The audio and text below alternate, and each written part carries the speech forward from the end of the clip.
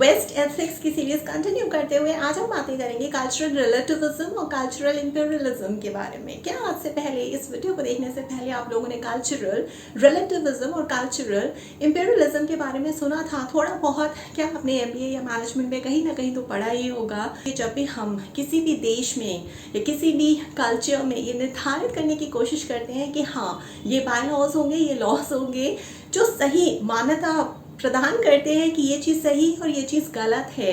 किसी भी कल्चर या किसी भी देश में ये सारे के सारे बाय लॉज, ये सारे के सारे कस्टम्स, ये सारे के सारे लॉज जो है वो कल्चरल रिलेटिविज्म को एक शेप देते हैं। यानी कि कल्चरल रिलेटिविज्म कुछ और नहीं है बल्कि वो सारे के सारे लॉज, वो सारे के सारे कस्टम्स, वो सारे के सारे बाय लॉज जो किसी भी देश या किसी भी कल्चर जो ये बताते हैं कि हाँ इस देश में या इस कल्चर में ये अप्रोप्रिएट बिहेवियर है। इस तरीके के अगर आप एक्शंस करते हैं या इस तरीके का कुछ भी काम करते हैं उसे मॉरल माना जाएगा, उसे इमोरल ही माना जाएगा, उसे इमोरल ही माना जाएगा और वो सही भी है। क्यों? क्योंकि वो मॉरल है और इसी वजह से इसको कल्चरल रिलेटिविज्म का नाम दिया है। कल्चरल रिलेटिविज्म अपने आप में बहुत ही सुंदर चीज़ है। क्यों? क्योंकि ये बहुत ज़्यादा डायनामिक है।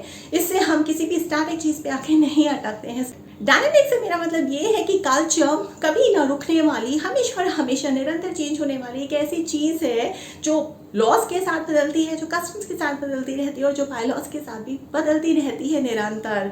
तो एक कोई ऐसी कंटेम्प्रेरी चीज़ जो निरंतर रह के बदल रही है, जो डायनामिक है अपने आप में। यानी कि जब आप कल्चरल रिलेटिविज्म की थियोरी का इस्तेमाल कर रहे हैं किसी भी डिसीजन को लेने के लिए, कोई भी ऐसा वैसा डिसीजन नहीं बल्कि एथिकल डिसीजन मेकिंग में, प्लस ये थियोरी हमें सही क्या है गलत क्या है उसके बारे में भी एकदम सही एथिकल डिसीजन मेकिंग दे देती है। यानी कि एक अच्छा खासा डिसीजन बता देती है। यानी राइट और रॉन्ग डिसीजन क्या होता है, कल्चरल रिलेटिविज्म की थ्योरी को इस्तेमाल करके हमें एथिकल डिसीजन मेकिंग से आराम से बहुत ही आसानी से पता चल जाता है। इसके अलावा जितने भी स्टीरियोटाइप्स होते हैं उसको हम पीछे छोड़ देते हैं क्योंकि स्टीरियोटाइप्स का यहाँ पे कोई सर्कल या कोई भी डाउट नहीं होता है। कल्चरल रिलेटिविज्म क्योंकि एक डायनामिक थ्योरी है, जिस तरीके से कल्चर में चेंजेस आ रहे हैं, जिस तरीके से देश में चेंजेस आ रहे हैं, जिस तरीके से समय और काल बदल रहा है उसी तरीके से कल्चर भी बदल रहा है। इतना डायनामिक है ये कल्चरल रिलेटिविज्म। इसी वजह से इसमें कोई भी किसी भी तरीके के स्टीरियोटाइप्स नहीं है, निरंतर चेंज होने वाली थियोरी है। इससे हमें सही और गलत के बारे में पता चलता है। इससे हमें मॉरल बिहेवियर एक देश में कल्चर में क्या होता है उसके बारे में भी पता चलता है।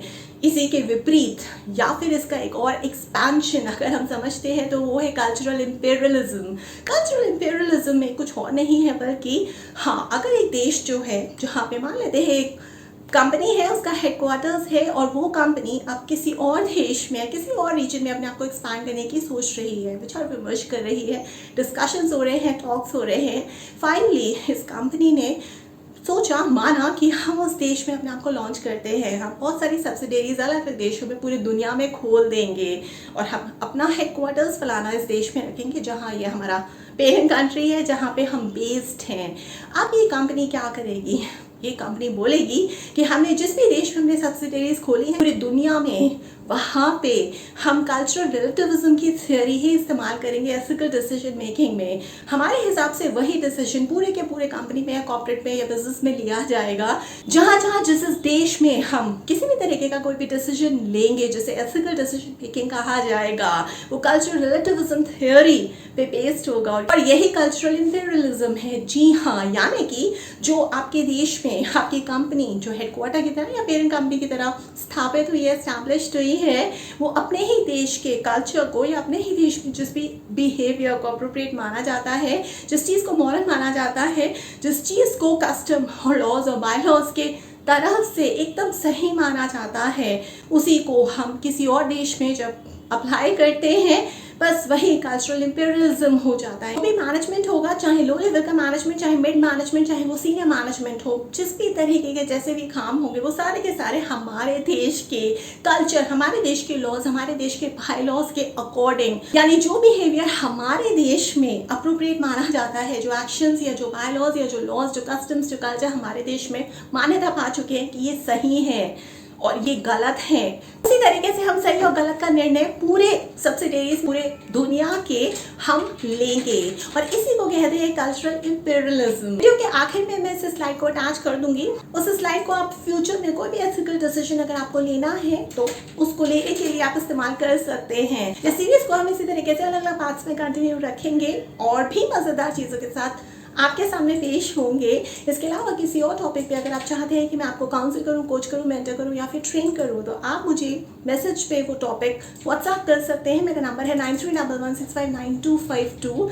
और अगर आप कोई सेटअप है, कोई गवर्नमेंट ऑर्गेनाइजेशन है, कोई प्राइवेट या ग्लोबल फर्म है, कोई एनजीओ है, कोई स्टार्टअप है या फिर स्कूल कॉलेज यूनिवर्सिटी है, अगर आप चाहते हैं कि ऑनलाइन मोड के जरिए मैं आप तक पहुंचूं, आपके एम्प्लॉइज़ को, आपके एसोसिएट्स, आपके इंटर्न्स, आपके मैनेजर्स, आपके सीनियर मैनेजर्स, आपके CXO लेवल के एम्प्लॉइज या CEOs को कोच करूं, काउंसिल करूं, मेंटर करूं या फिर ट्रेनिंग दूं, तो आप मुझे प्रपोजल भी भेज सकते हैं। मेरा ईमेल एड्रेस है verma.troli@gmail.com।